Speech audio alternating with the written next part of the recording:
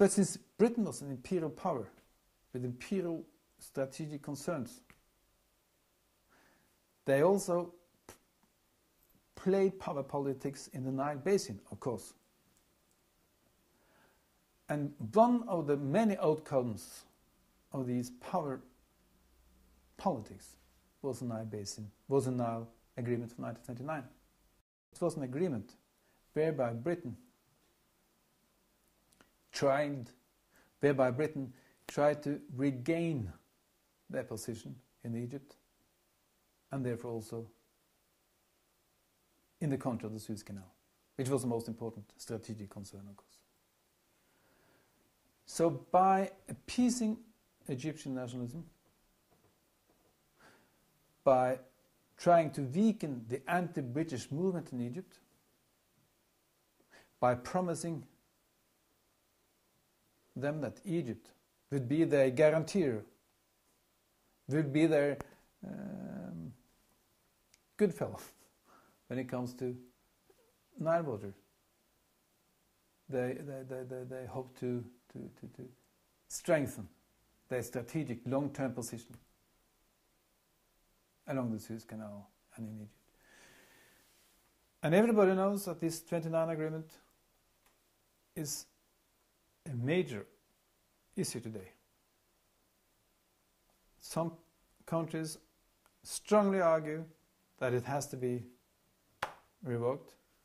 Other countries argue that this is an international agreement that is still binding. So, since that is the situation, of course, the legacy of the British Empire in the Nile Basin, or the legacy of British as Nile power, is still very much there. In the 1929 agreement, the British went a very long way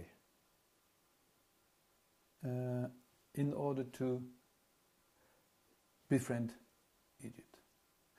The problem, of course, seen from the East African territories, I mean what is today Uganda, Kenya, Tanzania, Rwanda and Burundi, of course, was not part of the British Empire at that time.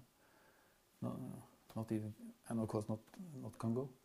But when it comes to Kenya, Tanzania and Uganda, during the, as part of the 1929 agreement, the British, in a way,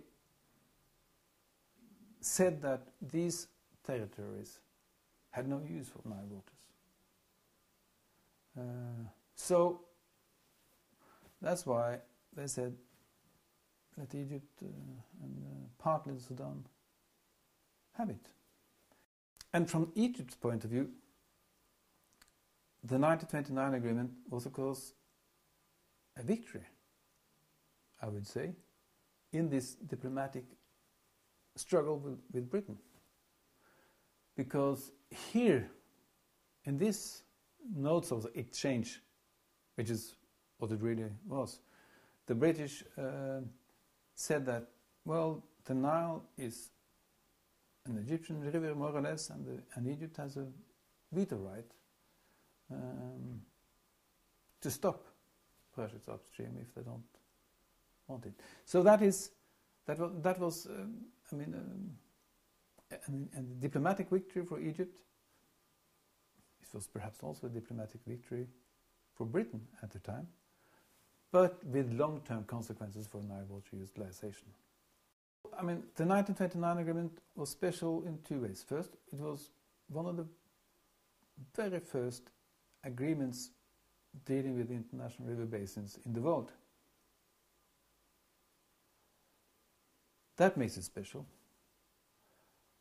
It is also important in the way it described the role of the different states within the Nile Basin. Because this was an agreement that mainly were looking at the interests of the downstream states and primarily Egypt. Because that was in the interest of Egypt, of course, and it was the interest also of the British imperial strategy at that time. Because what they were thinking of all the time, and the British, from the 1882 until 1956, was of course the military base at Suez. The biggest, one of the biggest in the world, the biggest military base the British had. So in order to maintain this base, they were of course dependent upon a rather friendly Egypt. So how to maintain Egypt as a friend with Britain? That was the main concern. And of course I knew that one way to do this would always be to pose as that political actor who could guarantee Egypt the water they needed.